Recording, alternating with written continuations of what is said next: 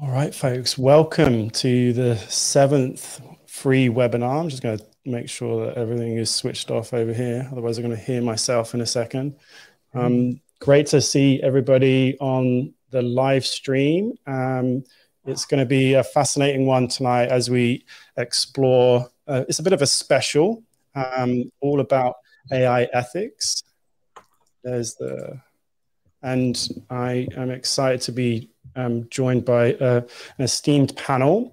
Just before we get into that, first of all, look at the names coming through. I can see Lisa in Canberra, Sunny Ballarat is representing as well, Brisbane. I can also notice Tony's here from London and Jenna from Cambridge. So Natasha's in Malaga in Spain as well. Great. So we're kind of crossing some boundaries, which is really important. These conversations are boundless and they are important for all educators. Just before we get too far in though, let me just take a moment to acknowledge the country that I'm joining you from today. And also maybe a moment for you just to pause and just sort of reflect on where you are and the lands that you're joining from. So I acknowledge the Bunurong people of the Kulin Nation, traditional owners and custodians of the land on which I join you from today.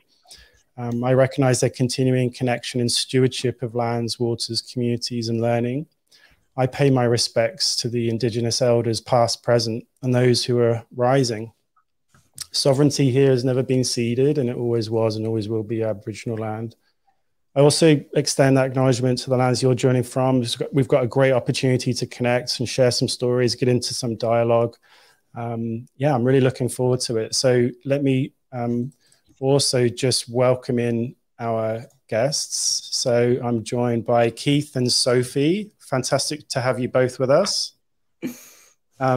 Keith, can you do a quick introduction? Yeah, for sure. Thanks, Tom. And it's great to be here. I'm coming from Darragland. And I'm a lecturer at the University of Technology, Sydney, and I am about to lose my job because of AI. Maybe not. Let's talk about that. Welcome, Keith. It's great to have you with us. Sophie, hi. Hi. Hello to everybody. So I'm Sophie. I'm coming from Wurundjeri land, and I am kind of coming into this conversation having recently finished some PhD research in AI.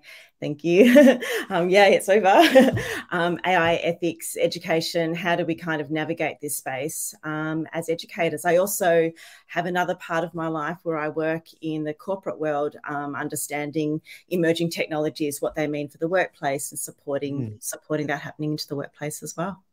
That's great. And you're a returning guest, Sophie. I am. This is my second conversation. Very excited to be involved. It's great. So if you're on the live stream, and thank you so much for putting your names and where you're from, connect with each other. Let's keep that going, please, tonight. And so if this is the first time you're joining one of these sessions, this is not your usual webinar, okay? So this is an opportunity for dialogue, and we're trying to hold some space for these conversations in a different form. We're not presenting answers. We're exploring the questions that are emerging around these technologies. And so we need to kind of work at a slightly different pace to do that. And so it's exciting. This is the 7th session that we're doing. And, you know, it's been great to kind of see the different topics that have surfaced. And this one tonight is a special, even though it shouldn't be special. It should be a normal session about AI and ethics and how those worlds are connected. Let me just share also, though, some protocols for all of us, and this is also Keith and Sophie for you to recognize the kind of boundaries of this space. And so our running time today is an hour. You were already saying hello. You're you're doing a great job, everyone. And Justine, thank you. Great to see you from Auckland. Andrew in Chile, not Chile, but in a chilly Melbourne. Welcome, Andrew. So say hello and where you're from in the chat. Please use the chat to ask questions. I'm going to weave the questions from the chat into our conversations and into our dialogue. We need you to contribute and participate. there is a recording and resources will be sent. So if you were on the list, then you'll get all that. So that don't worry about it. And there's no need to worry about a microphone or an awkward breakout room tonight, because it's a live stream, and so it's all good. On the left-hand side here, this diagram is a set of protocols for dialogue and collaboration. These are some behaviors that make a big difference. So we're going to be hard on the content, but soft on people. And so we're going to ask those tough questions, and we've got some good curly questions coming. But we're going to be, kind to each other and soft on the people that are working in this space. I like to say that we're going to ask the tough questions and offer that critique, but we're not going to diminish the relationships that underpin our work. That's not a good trade, We're going to be specific and kind and helpful in our feedback. And so if you're in the chat and you're responding to what you're hearing and what's being shared, please make sure that you're really precise in your questions, really precise in your feedback, because that generally means that you're going to be kind and helpful. We encourage you to step up, and this is for you, Sophie and Keith, that these sessions are all about stepping up and contributing. We're not waiting our turn. Let's kind of step up and be part of the dialogue, share your ideas. It's all part of this, dialogue needs to be about passing meaning between us to create something new. It's not just taking turns just to sort of say our perspective. So really encourage you to step up. Recognize that, there might be a moment where you need to step back as well to allow other people to kind of share. And the last protocol there is the traditional Chinese character Ting for listening.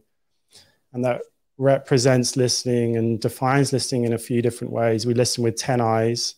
We listen with one heart. So it reminds us about purpose, and we wrap our ear around the king. And so we treat each other like royalty. So basically it's just a chance for me to say, treat me like royalty, but we try to listen like we would want to be heard. And so, these are all important elements of making the right space for dialogue to flourish. So those are our protocols. Is that okay? Yes, good. All good. It's like I always laugh. It's like some sort of, if you say no, I don't know what would happen. That's right. Said, this is no, actually. Like, no, I don't actually want to do that. So, they're hard to argue with, right? They are hard to argue with. It's lovely to see everyone sort of joining the chat. And so, Dave's coming in from Tokyo, Japan. So we're really, it's great to sort of see, New Zealand, Australia, Ukraine represented, Spain, London. All right. So there are no warm-ups. I was laughing with Keith and Sophie before. There are no warm-ups. We're going to jump straight into a tough question for you both, for us all. So what harm might we already be causing by using these emerging technologies? And I'm talking here, obviously, about the range of AI-based technologies that are becoming increasingly accessible to teachers and to students. Who's ready to jump in the deep end with me on this one? Can I share a fantastic story that I heard that I think speaks really nicely to this kind of harm? So the US Army was trialing a simulation of a autonomous drone. And, it gave it some rules and protocols about how this autonomous drone was meant to behave. And it didn't actually happen in real life. Okay, this was just a simulation. But the AI, being reasonably what we might term clever, quickly worked its way around those rules and protocols. So if people were preventing it from doing something, its controllers were saying, no, you cannot shoot at civilians. It quickly worked out, well, it can still shoot at the controllers. And I thought, wow. I mean, that is the great harm, I think, that's lurking out there in the future, the harm of unforeseen circumstances. But there are other harms as well, things like the environmental cost and all of those kinds of things. Yes, that's an interesting one. Yeah. You're having your BBC moment here, Keith. I know. This is Lucas. He will grow up in a world full of AI. This is great. Sorry about that. Sophie, why don't you jump in? Yeah, oh, look, it's really, yeah, I read about that example as well. I think that it's really interesting. Maybe one of the harms is there's a level of naivety still around this extraordinarily complex kind of technology. And so we have, you know, apart from those who are deeply immersed in studying, understanding, designing, utilizing, or whatever these technologies, that there are these levels of naivety that are causing enormous amounts of distress and concern in the community. And it's interesting, even just, you know, talking with my hairdresser, you know, a little while ago, and she said, I'm really scared. You know, she's feeling scared. So I think that is a form of harm in itself, is that there is a significant level of anxiety kind of generically across the community. And we're seeing that, of course, happening in the teacher space. And I'm hoping that these kinds of conversations and the range of conversations that are emerging play a role in kind of creating some space to allow for a reduction in that anxiety and to find resolutions and pathways forward. So that's kind of one form of harm that I think about. I kind of go to the other extreme and think about the formal implementation of these kinds of technologies. And I think of something like, you know, a social credit system that's being implemented intentionally to silence dissent. And I think that that's hugely problematic, not only for the individuals that are the victims of that kind of technology, but I think for wider society, that really concerns me. And then there's something like, you know, as we transition to a highly intelligent technology-based society, what happens to those vulnerable members of our community that may have some form of disability, intellectual, physical disability, our aging population that don't have easy access to these kinds of technologies? What does it mean for a world that automates beyond the needs of the range of human beings that are of equal value in our community, but that have a real lack of equity when it comes to these kind of technologies? So there you go. I've given you the gamut of kinds of that's the stuff of science fiction, isn't it? Except suddenly it's becoming closer to science reality. You know, a world where these autonomous agents are constantly talking to each other to the point that humanity is immaterial and unnecessary. I'm staggered by it. You know, Tony's talking about people already working out the rules of how to jailbreak and you know, get ChatGPT, for example, to tell you all the kinds of things that it shouldn't. And I think that's a great example. But I want to make one point, and it's a really important point. A lot of these harms are not particularly new in terms of technology. The form might look apparent. So one of the scale, one of the things that has come up recently is that in the US legal system, they've been using automated tools, effectively kind of AI, to help with sentencing, to make sentencing decisions. And lo and behold, it's turned out really biased, especially to marginalized or oppressed groups. And I'm like, really? You didn't expect that to happen? With these tools, the bias is baked in, because it's that old, you know, famous saying about computer programming: you put garbage in, you're going to get garbage out. I think one of the great challenges to overcome that kind of bias and the harm that may cause is finding out how we can, if we can, clean that kind of data. Yeah, I mean, one of the challenges here is the technology is very different than what we've ever experienced in our schools. So there's two features, and I've often talked about these. This is from there are four characteristics of AI that make this, you know, make it very different and very important for us to grapple with this. This is from some BBC research, and I've shared this before in previous sessions, but it just sits really nicely with this in the fact that it's opaque to us. So it's hard to understand. And that's important for us as educators. Like we had, when you kind of think about, oh, how do I mitigate that bias? It's like, well, it's hard to kind of peer inside the machine. And so opaque, it's invisible. It's all around us. And so there's a ubiquity to it. So it's already part of our systems, and it's fallible as well. At the moment, there's obviously, it kind of falls over a lot. So there's something interesting about though that idea of, can we just come back to that piece about bias within the educational context? Like, how does that actually play out in real ways?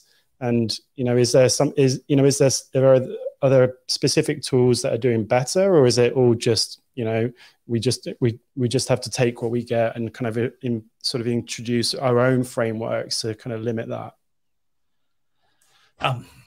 So a classic example is when these tools use data that they have scraped or been trained on, you know, these huge data sets that have bias built in. What happens is that they reproduce those kinds of biases in the answers, and further entrench them in people's minds and in the education system. So for a student, for example, if you are writing an essay on a figure in history, and you know as you use one of these tools to help you construct your essay, and because you're a student, you don't have the deep subject level expertise to know when something isn't right. You know, if you haven't been taught well enough to be a bit critical about what you're reading and to adopt a range of strategies to ensure that, you know, you test what you're reading, you will end up believing and reading and reproducing, you know, what could be racist or anti-Semitic. And unfortunately, some of the platforms built on these tools have already started to do that. There was quite a famous one that's been taken down, thankfully, that was giving you a chance to talk to figures in history. But they were, you know, so you could talk to somebody from Nazi Germany who would explain away the Holocaust, which is just horrific, okay? And entirely the wrong thing that we should be doing in history classrooms, especially with, you know, people who are using these tools in a naive kind of way. But I think the real danger lies with the next level up. What happens at a systemic level with educators? You know, so you are there using, for example, one of the ways these tools are often presented is as a digital assistant for teachers. So you're using a tool and it's helping you construct individual learning plans and set appropriate targets and grades for students and help them to meet those targets and grades.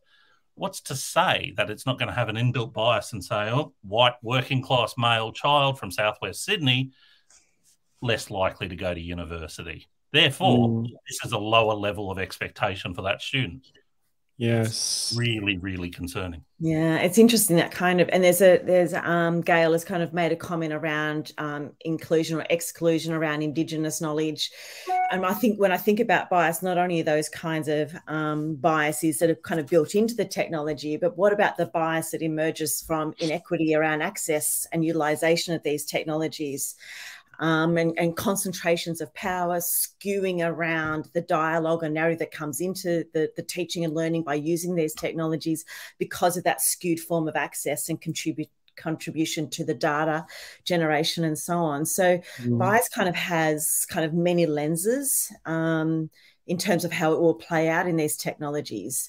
I think that the really good thing for me, and I don't know if I'm jumping ahead here, but I think that the powerful thing about the conversation that we're in this time is that at least we're aware of these things.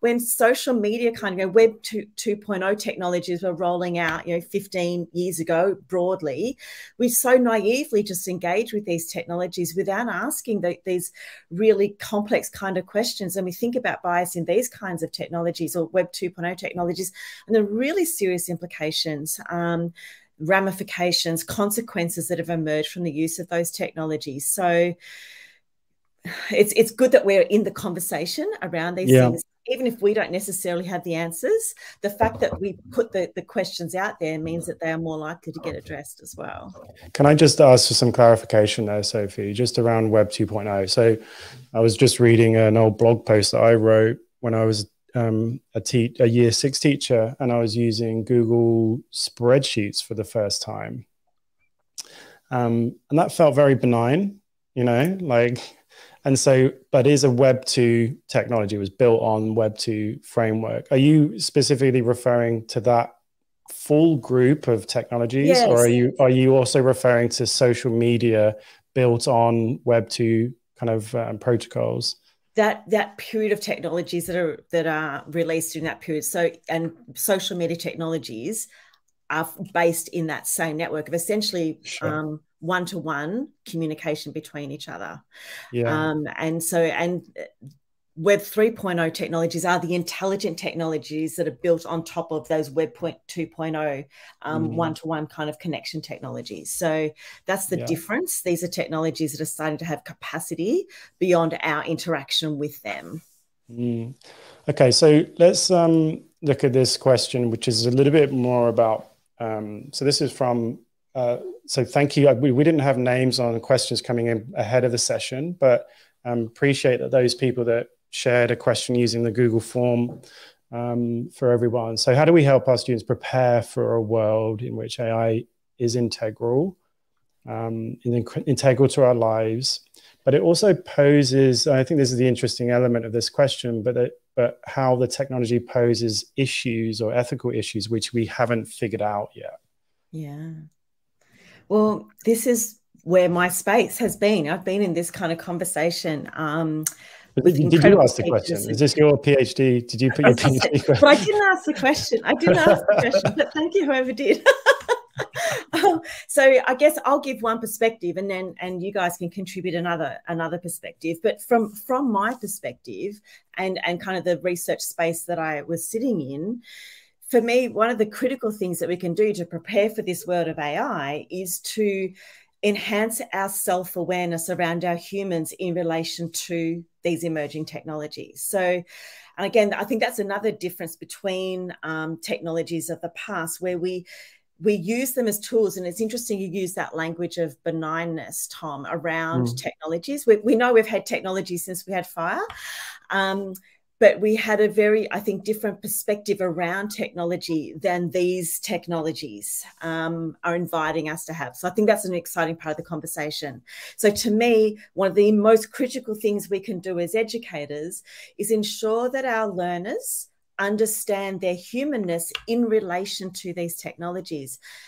And that is most critical to me, because increasingly we're going to be in these mixed and immersive relationships with technology. As opposed to using technology, we are already increasingly in relationships with these technologies. So we need to be aware of ourselves as humans, as distinct from these technologies. So that's one part of it for me. In terms of ethics and the issues that are posed, the most critical thing we can do is educate our learners to understand what ethical frameworks are and what thinking ethically is, and the various forms of thinking ethically, and then to teach them around those ethical frameworks. And that is challenging to understand even how to incorporate it into practice and then to engage with these things. But there are really good resources to do it. And I just think it is utterly critical that we educate, starting from as early as we can. We educate our learners so that they exit formal schooling being intentionally and cognizantly ethical thinkers in how they engage in the world that they're going into, to be able to design the technologies, grapple with the ethics in relation to technologies, be ethically aware of using or disseminating technologies. And as I said, I kind of wear two hats. I'm an educator, but I also work in the corporate space, or the world of workspace. And we are absolutely grappling with the nature of the ethical ramifications of these intelligent technologies in the office space as well. So we need to have an ethical skill set in order to engage with these challenges. Yeah, Keith, what do you think about what Sophie shared? I think it's great. I think it's huge. Yeah, it's a fascinating question, because there's a couple of assumptions built into that question. You know, in that we should help our students prepare for a world, and you know, I mean, that might seem like a quibble. Of course we should, and I agree. But the other assumption is that these ethical issues will be things that we haven't imagined. And you know, I grew up reading a lot of science fiction.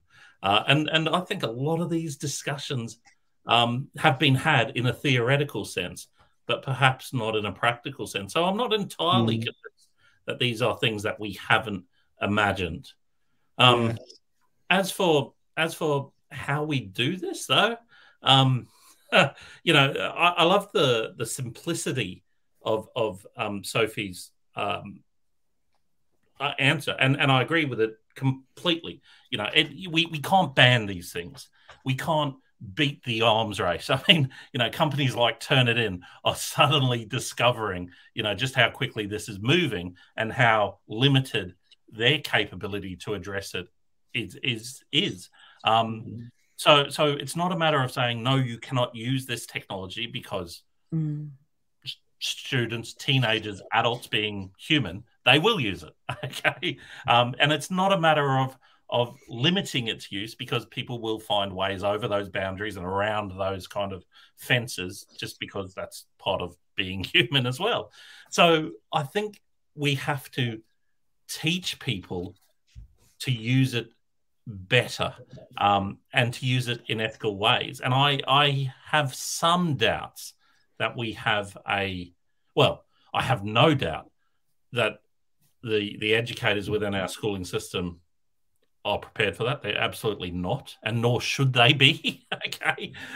You know, it's completely beyond what they were expecting to do when they trained to be an English or history teacher. And I'm not disparaging teachers for a moment. I'm just saying this is whole new territory. Exactly.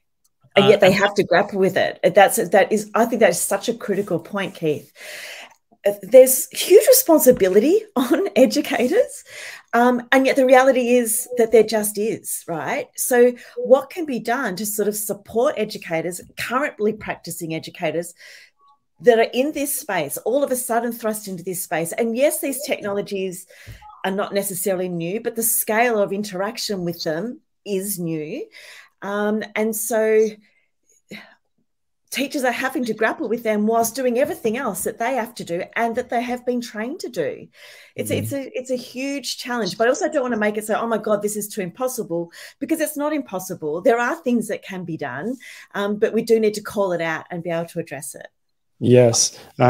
I'm just going to call up, sorry, just a question that I think Nick has posted in the chat, which actually just reminds me of something that's an interesting characteristic of this technology. So Nick is asking, is there a risk that these increase inequity?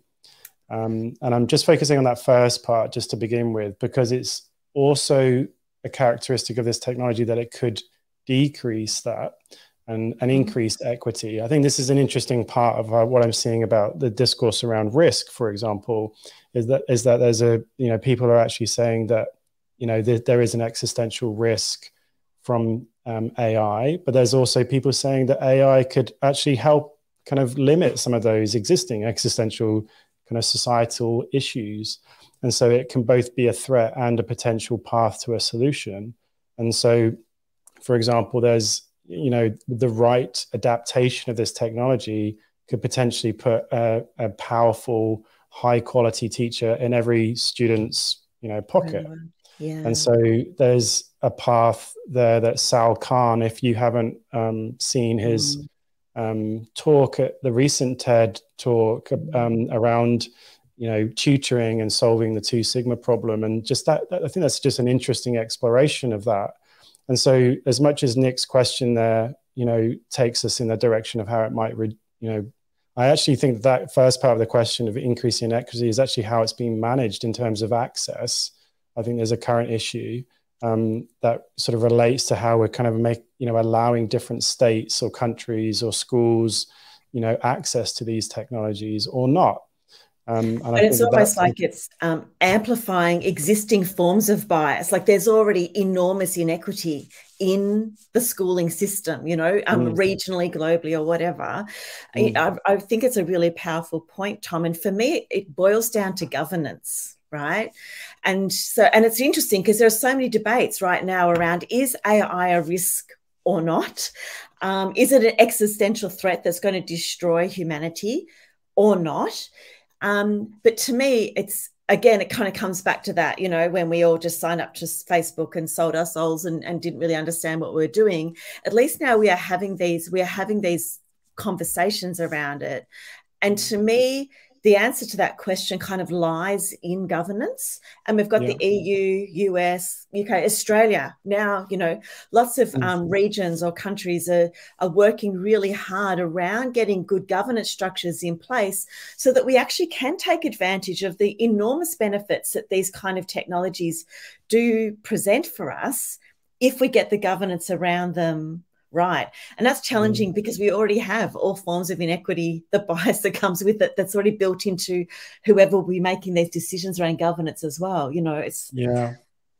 I think that's the important thing that you're talking about there that resonates with me is just the amplification of an existing societal characteristic. So the technology is just an amplifier of that. And so not necessarily changing something. So it amplifies the bias that already exists. It's just a mirror. The famous saying about more is different, though.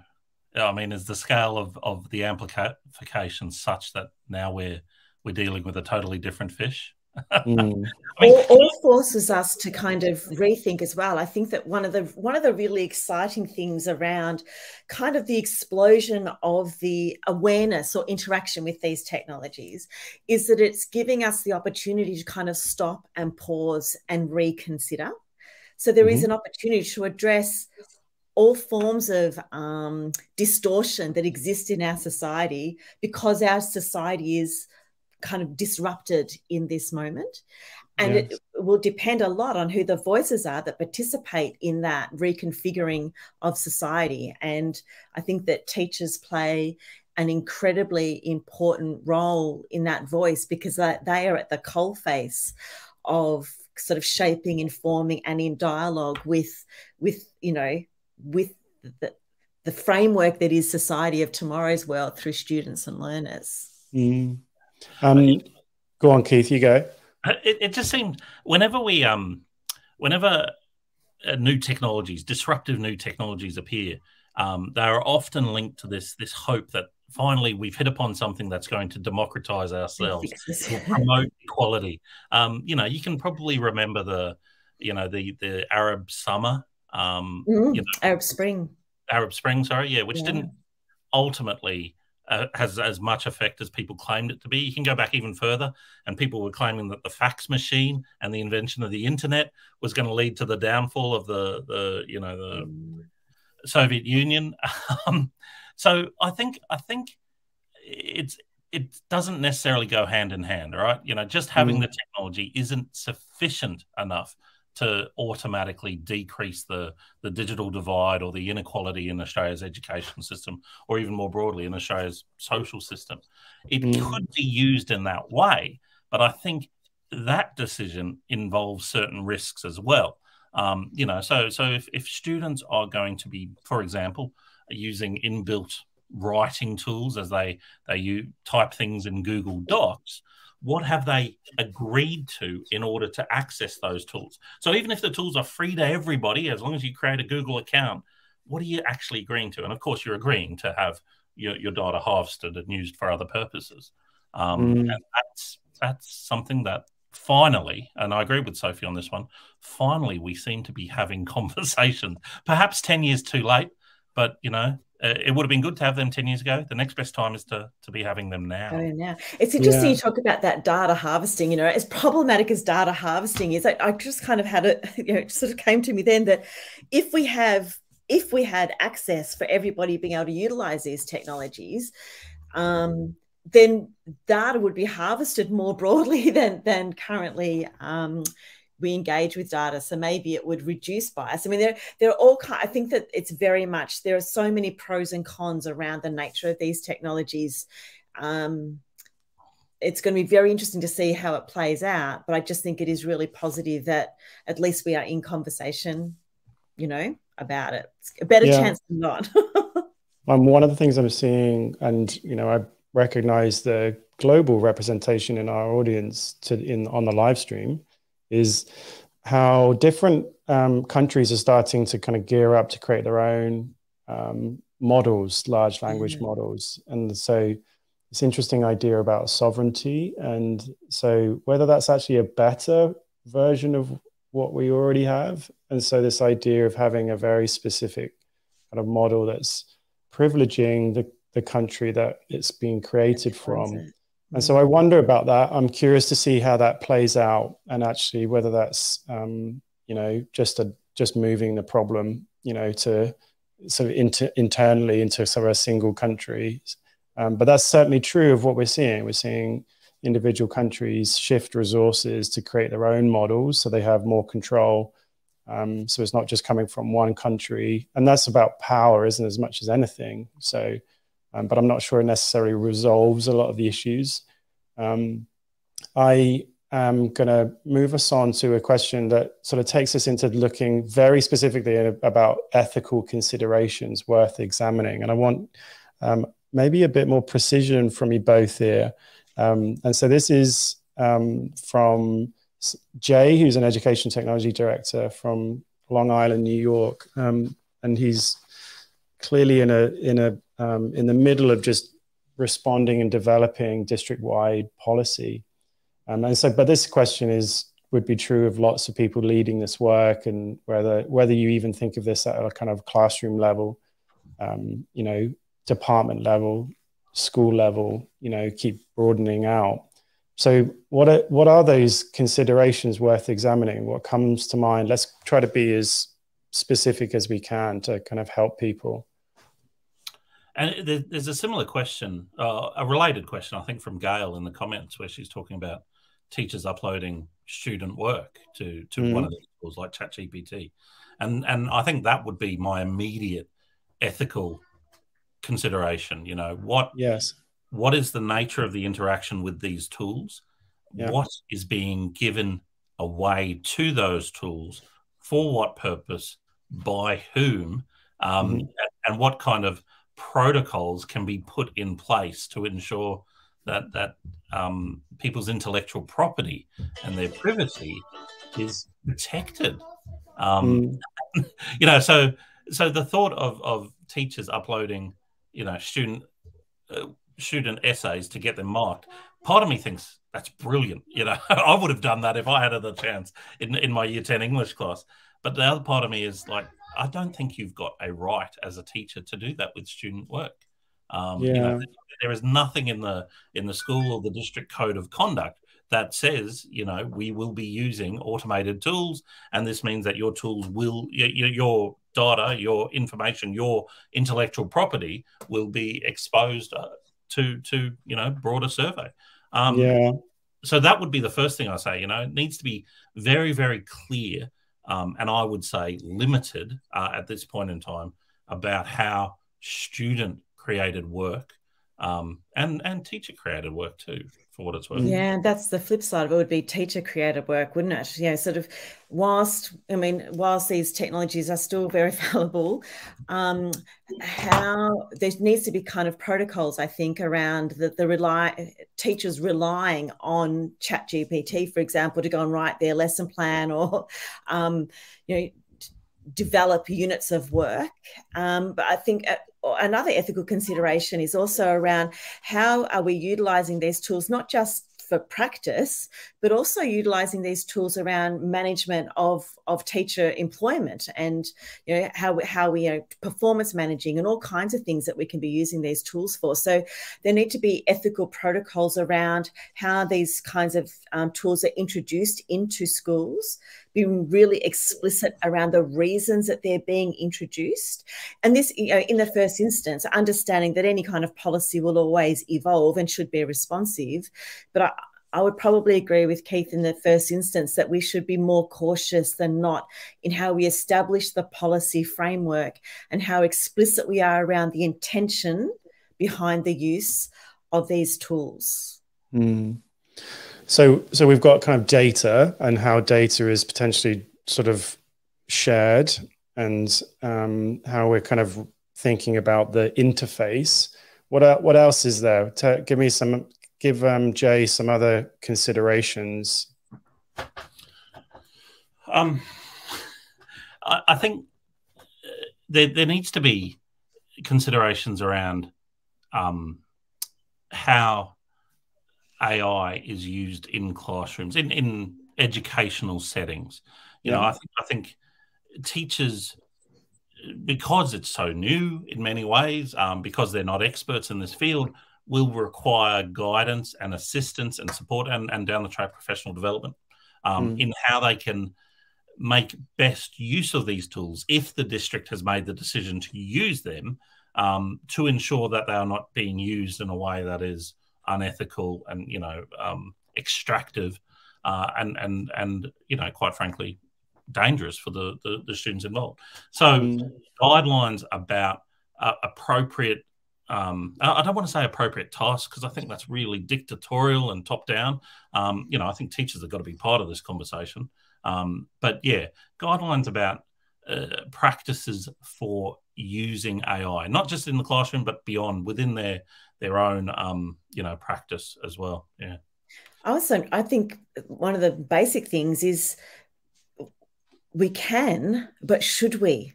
You know, I think that as educators, one of the things that we need to kind of contemplate, and maybe it happens at a school level, it happens at a district level, it happens at a regional level, anywhere where policy is formulated around education, we are still talking about education as a human experience for the purpose of enabling human beings to thrive and flourish in whatever that life looks like. And so whilst we have these technologies, do we always have to use them? I think some of the policy framework and the consideration for developing policy around these tools should be that question of, should we? And when should we?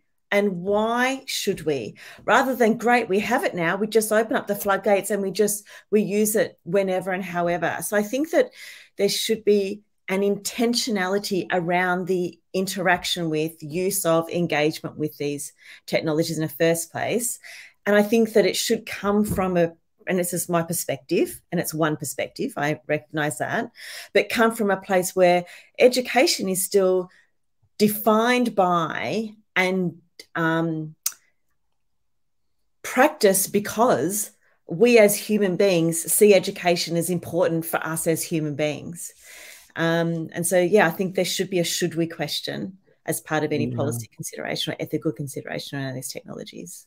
Yeah, absolutely. I mean, and this is one of the concerns I hear from teachers all the time about the use of AI. You know, they are worried that education will be reduced to nothing more than prompt engineering, you know. So teachers will teach and they'll set work, and then all students will do is take that question, feed it into AI, and then get the answer and submit that. And I think, you know, for this is a flaw in the current model of education that is, you know, limited on this kind of input. Then there's this kind of black box where everything happens, and then there's an output, and we take whatever that output is as a proxy or a proof of the learning. And in fact, we conflate that and say that's the learning. But of course, it's not. It's what happens in that box. And if what happens in that box is being done by someone not human, well, the human isn't learning, right? So I see there's opportunity here for us to re-examine and reconsider what we mean when we actually talk about learning. And we can stop talking about assessment perhaps quite so much. Yes. This is not particularly revolutionary, right? This is I'm talking about process versus product. But maybe we can find ways to do that more effectively now.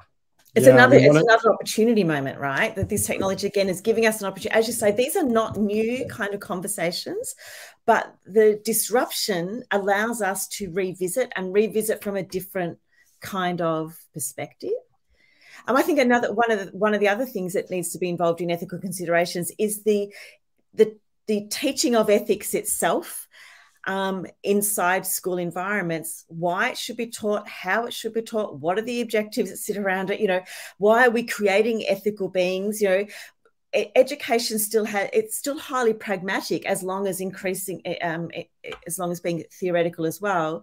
We are equipping our learners to go in tomorrow's kind of workforce, be tomorrow's voters, tomorrow's policymakers. So how are we equipping them with the ethical tool set to live in, design for, and work with an increasingly mixed, immersive, and augmented world.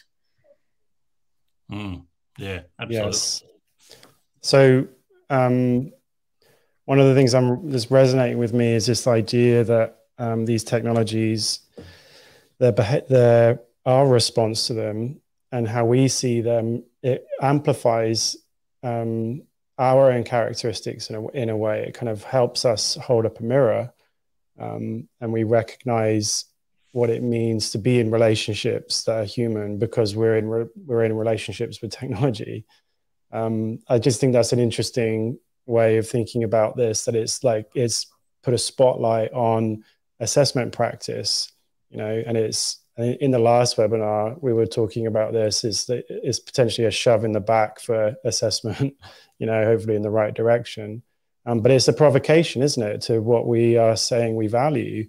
I'm going to move us to this question, which we did have, and this maybe takes us into thinking about originality. And actually, just to those people who are on the live stream, please pose your questions. We're going to see if we can kind of weave a few more in before we finish. But make sure if you've got something that we haven't talked about that yet, and you want to kind of throw it in the mix, please kind of share your questions, and we'll do what we can to kind of weave that in. But Keith and Sophie, here, this question about if we're more comfortable with students using ChatGPT for writing accessible essays than copying essays.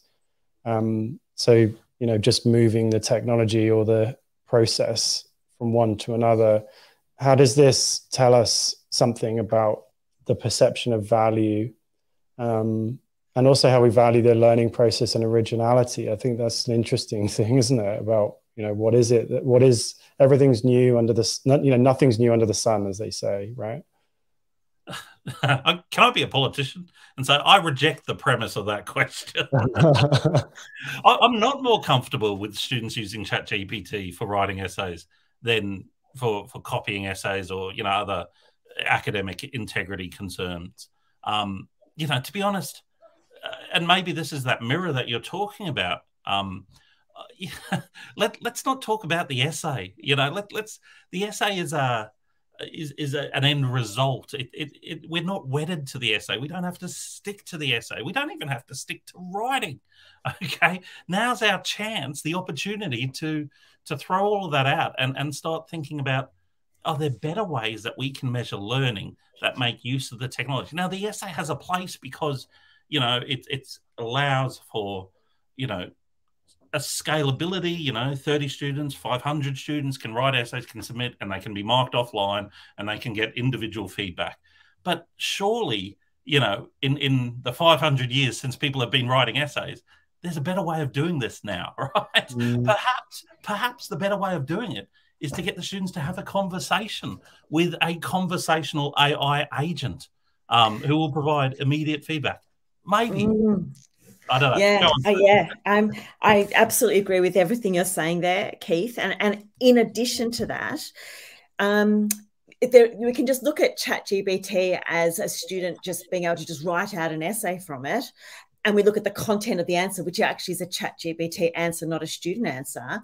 Or we can actually look at what are the questions that the student is asking in order to get the response. How are they then challenging the response and recrafting and so on? We can actually use it as a holistic form of response by the student for us to then engage with. So I think it's how we frame the use of that technology that then helps to determine whether or not it continues to be a useful form of assessment tool for us in understanding student learning through the nature of how the student uses it. The other side of that is that a tool like this may give huge access to students that have all forms of disability or disadvantage when it comes to writing. And they can use a tool like this to still share their ideas, share their thinking with their teacher through a different kind of format. So to me, the answer there, when it says, what does it tell us about how we perceive and value learning? That's actually a really interesting question. How do we perceive and value learning? And to me, let's frame that up first and then determine the use of ChatGPT, rather than letting ChatGPT tell us, well, then how do we value it? I'd flip it round. Yeah. Who drives who, right? And that's the risk with students. Students who are often lacking expertise or deep content knowledge. They're at risk of being driven by the technology rather than having the capacity to drive the technology themselves. Yeah. Absolutely. I think this you need good content knowledge to write a good question is critical. So we can still understand student knowledge and student skill through these technologies, depending on how we frame the use of the technology itself through the teaching and learning. I think I'm fascinated by people saying that these tools aren't creative. I think the idea of creativity, originality and stuff is just being really challenged, like our perception of that.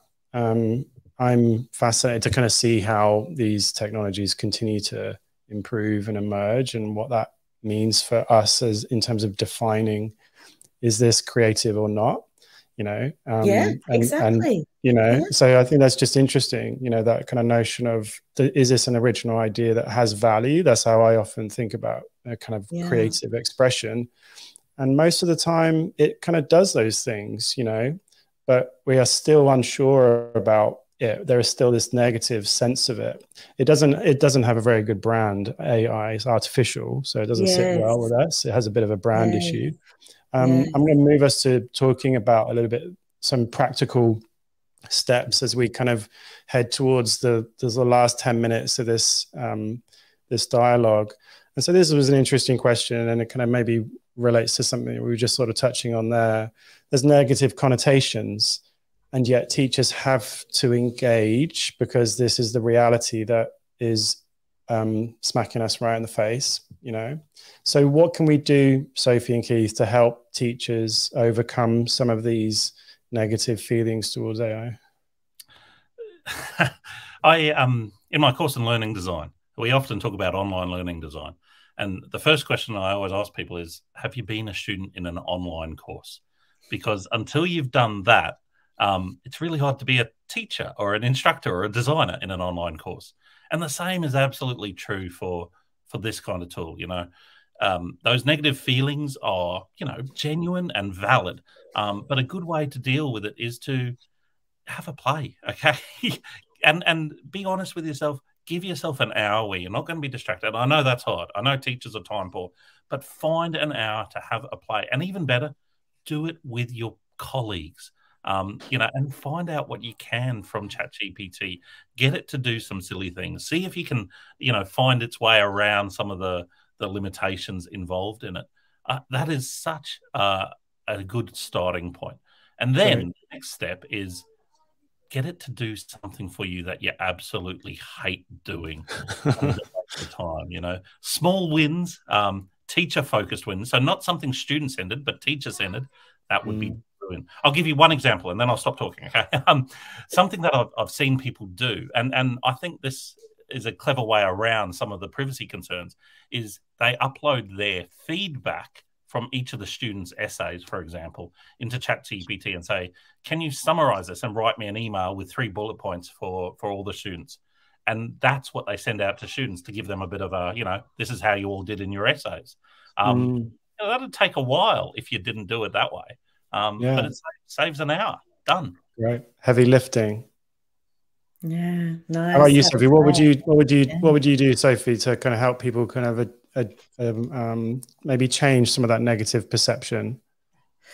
Yeah, I think that in the first place, one of the things for teachers is it's just this overwhelming, my God, all of a sudden my whole world is disrupted around my practice. I don't know what this thing is. I don't know how to manage it. I mean, I've heard teachers sort of saying, that's it, I'm out. I'm checking out. It's just too hard. So for me, I come from the perspective of how do we actually provide support around teachers to be able to manage this complex new environment that they're having to teach in, of, for, and about, you know. And so that's kind of, yeah, the work that I've been sitting in is how do we actually provide frameworks that enable teachers to understand the nature of the territory that they're now teaching in and for and about. And then also, what are the tools and resources to support them to do that work? I think that teachers are still absolutely busy with a hugely complex job. They don't need to go and reinvent the wheel, but they do need support in order to be able to do the teaching that they're doing. And I think that would help reduce some of the negative feeling they have towards something that feels like another burden, and an additional complexity.